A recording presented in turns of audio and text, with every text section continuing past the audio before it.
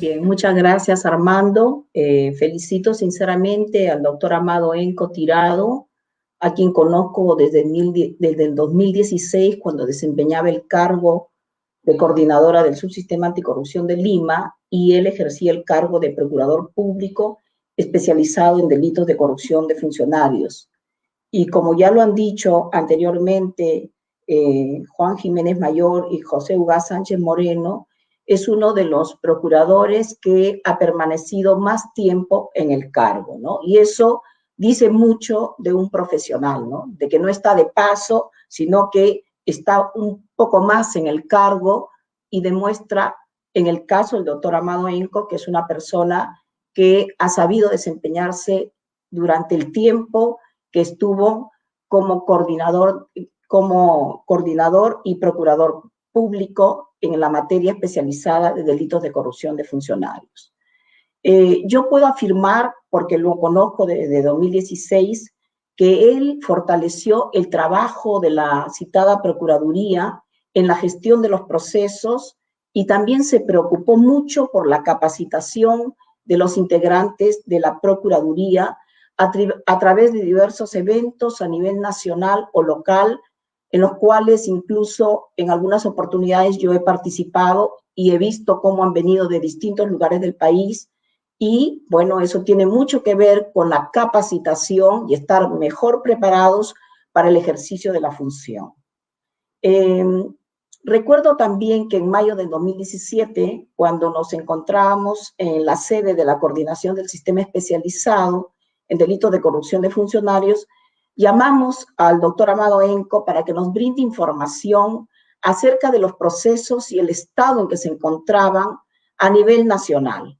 porque se estaba evaluando la creación de juzgados especializados en distintos distritos judiciales. Y en esa oportunidad, él nos entregó una estadística que arrojaba la suma de 24.344 casos en forma detallada a partir del 2014, que fue la fecha que nosotros pedimos, porque íbamos a tener en cuenta las funciones que había iniciado las fiscalías especializadas en la materia a nivel nacional. Entonces, ¿por qué les digo esto? Porque ahí pude observar que Amado Enco era un procurador público muy profesional, porque yo entiendo que no se puede llevar a cabo la gestión de un despacho con representaciones a nivel de todos los distritos judiciales si no se cuenta con datos objetivos, ciertos, del estado de los procesos y de la problemática que involucra no solo respecto de su institución, sino del sistema de justicia. Porque claro, él y yo como jueza, él como procurador, y todos los demás entendemos que de qué vale tener una procuraduría que funcione muy bien si las fiscalías o los juzgados especiales no desarrollan sus funciones con la debida diligencia, que nos impone el perseguir y procesar delitos de corrupción de funcionarios en un país en el cual la corrupción es sistémica y que la preocupación de la población viene a ser igual que la crisis sanitaria que estamos viviendo. Y en ese sentido, yo sí comparto las expresiones de José Ugaz cuando dice que hay una estrecha conexión entre la crisis sanitaria y la corrupción. Y pienso que de eso van a dar cuenta la gran cantidad de casos de corrupción que se han cometido durante la pandemia. No obstante que se ha dado una ley para que la Contraloría General de la República ejerciera un control concurrente en esta etapa de estado de emergencia que vive el país. Bien, lo hemos expresado en diversas oportunidades, la pandemia nos debe obligar a volver la mirada hacia una visión integral de los derechos, ya que sin duda alguna los derechos económicos, sociales y culturales, que han sido considerados entre comillas como programáticos, requieren hoy más que nunca de una política de Estado unificadora. La salud,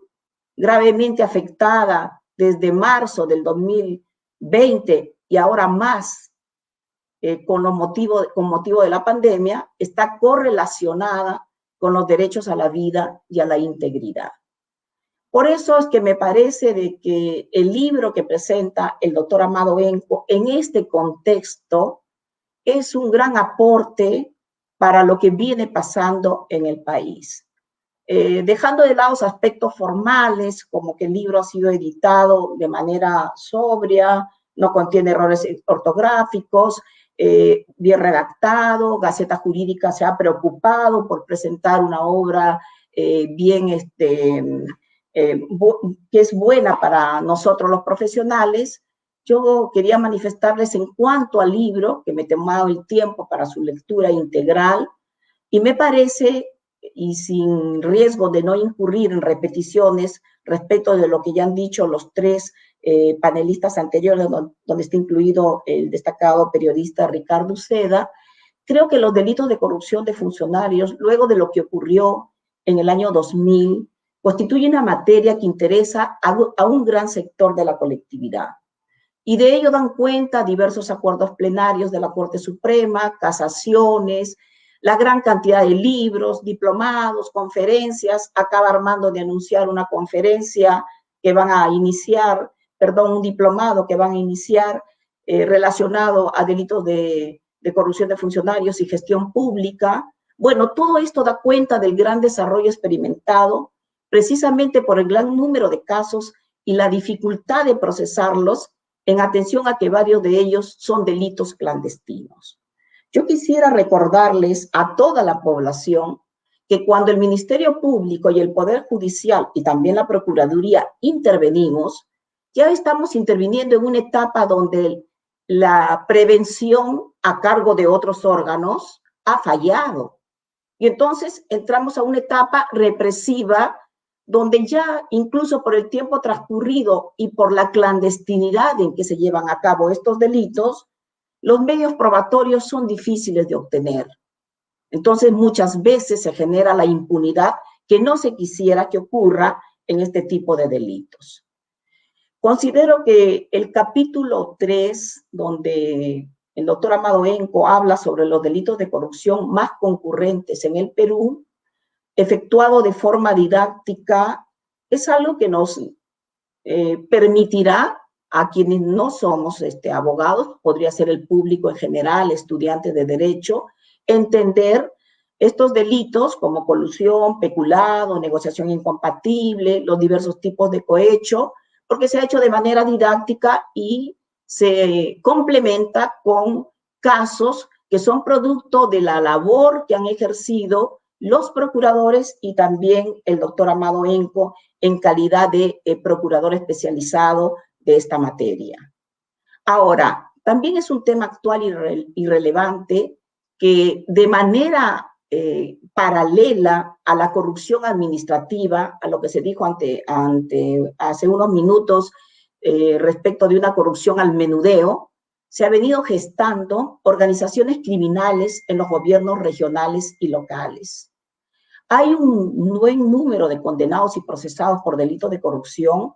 pero ahora este tipo de delitos se inserta en el marco de la criminalidad organizada. Y yo estoy de acuerdo con lo que se ha hablado de la gran corrupción y de las relaciones entre poder y política y sus implicancias en la afectación de los derechos fundamentales y también de la distorsión de la función pública hacia el lado oscuro, hacia el lado criminal, no solamente de los delitos de cuello blanco, sino también, como bien se afirmó, de parte de los delitos de sangre, ¿no? Entonces, en este caso en particular, en el caso del doctor Amado Henco, va a ofrecer ejemplos como los casos de la Centralita, los topos de Lima Sur, los limpios de la corrupción, los intocables ediles de la Victoria, entre otros, donde se han visto comprometidos alcaldes, generales, funcionarios públicos, etcétera, en el ámbito regional y local. Pero luego hemos visto que esta criminalidad organizada en el ámbito de la administración pública adquiere una dimensión internacional con motivo de las investigaciones que se han venido llevando a cabo por la Operación Lavallato, al cual el autor le dedica diversos ítems y reflexiones que a su vez obliga al replanteamiento de instituciones jurídicas que no han sido muy utilizadas y que el autor de manera puntual y correcta hace notar, ¿no? Por ejemplo, el caso de las empresas sancionadas mediante la aplicación de las consecuencias jurídicas.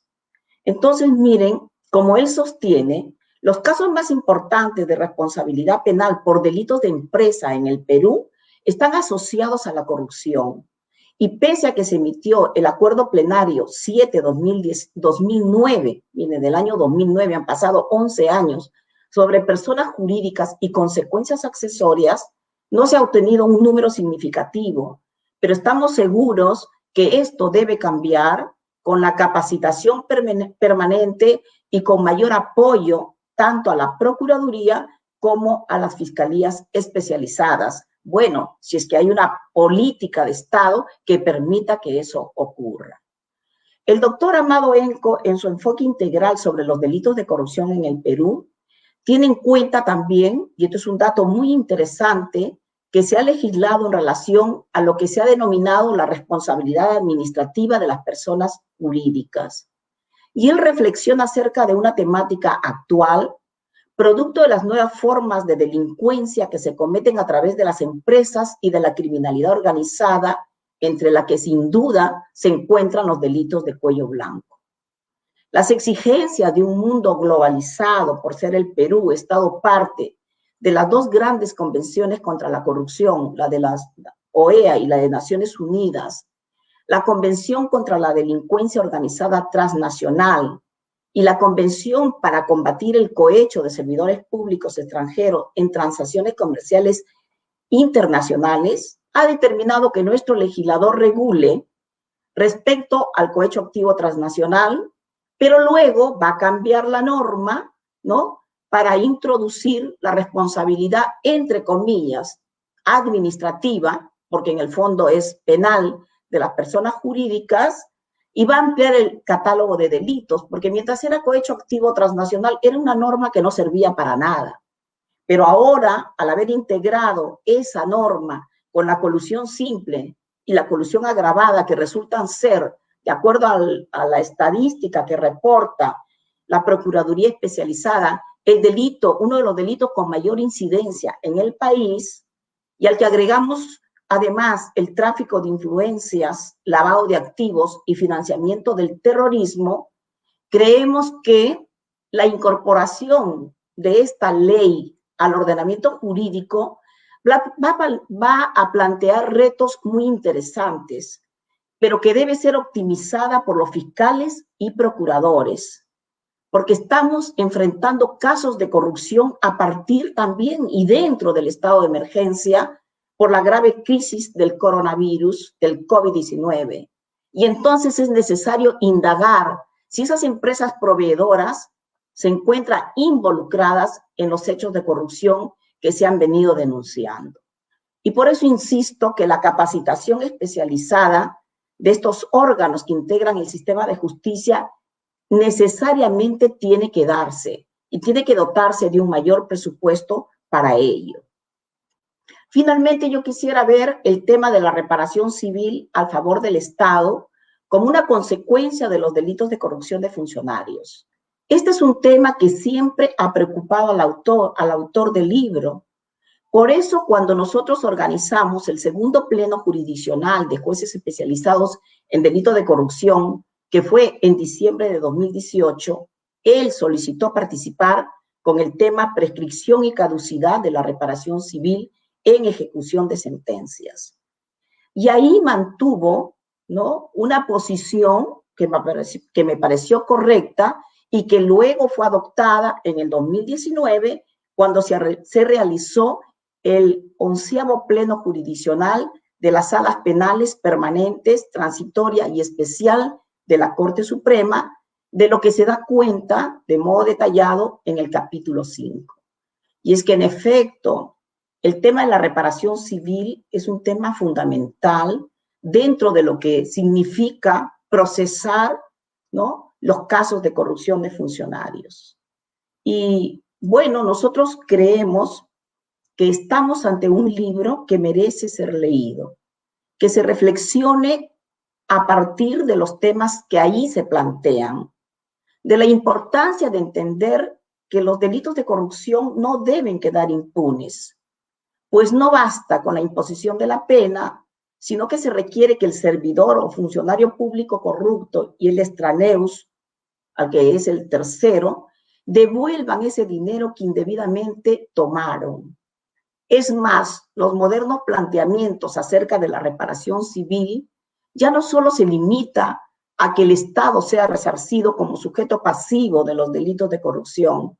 sino que tiene como objetivo el resarcimiento de las víctimas indirectas. Las víctimas indirectas somos la gran población peruana que se ha visto privada de tener hospitales adecuados, sistemas de seguridad social, calidad de educación, etcétera. Como dijo acertadamente el periodista Ricardo Uceda, ¿no?